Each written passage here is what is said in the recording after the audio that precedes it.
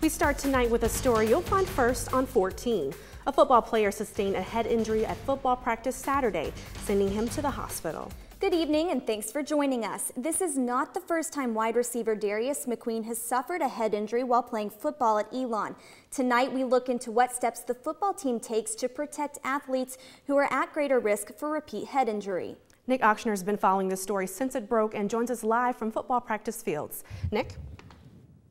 Mallory and Jasmine, Darius McQueen has suffered at least one other head injury in the fall of 2009 when Elon took on the University of Richmond in the playoffs. Athletes like McQueen who suffer head injuries are more likely to sustain head injuries again, and that's received a lot of attention, has even led to new guidelines from the NCAA.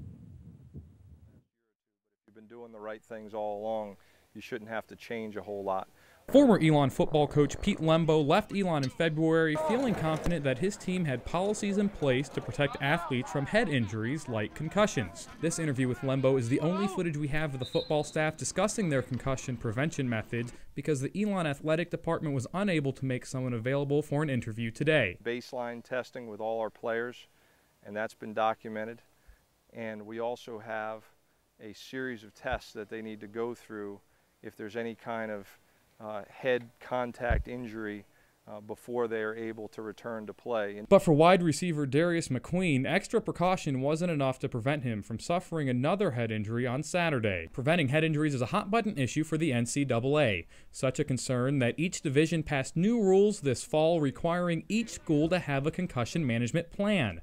The plan calls for each member of the coaching staff and each player to be educated on the dangers of concussions. Since Saturday afternoon, Phoenix 14's tried to contact the athletic director, the football coach, and the head athletic trainer to find out what they do to keep student athletes safe. So far, none of them have been able to tell Phoenix 14 News anything.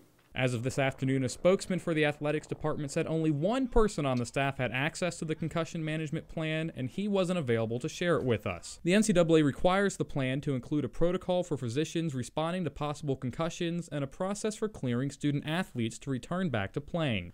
Since Elon's athletics department hasn't shared their plan with us, it's unclear whether or not their policies were followed to allow McQueen to return back to playing.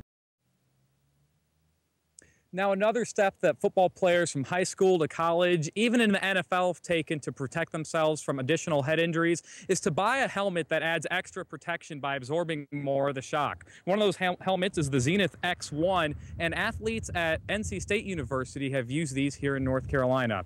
Because athletics have failed to tell us what kind of helmet McQueen was using, there's no way to tell whether or not he would have benefited from this protection. For now, we're live at the football practice fields. Guys?